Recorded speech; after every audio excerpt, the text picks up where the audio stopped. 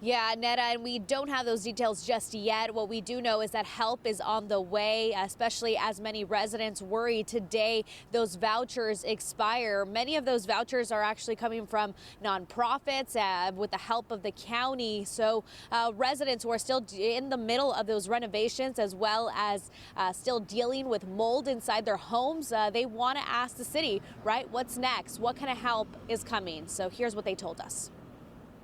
I just don't want to see me or anybody else in the community that have been impacted by the floods to be in a parking lot of a hotel kicked out.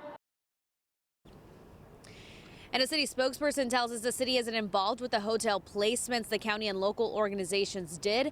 They say, quote, the county housing assistant team has been in all 3 hotels where people with YMCA provided vouchers are staying to get those people placed in housing.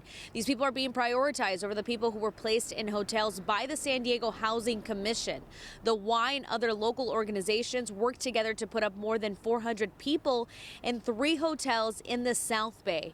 The San Diego Housing Commission also paid for hotels. So back out here, as I just mentioned, the city as well as the county say help is on the way. But in the meantime, for those who are experiencing still dealing with the devastation and some of those hardships from those floods, you are encouraged to call 211 to get housing assistance, and you are encouraged to apply before the 23rd of this month. That's latest here in Southcrest. I'll send things back to you guys.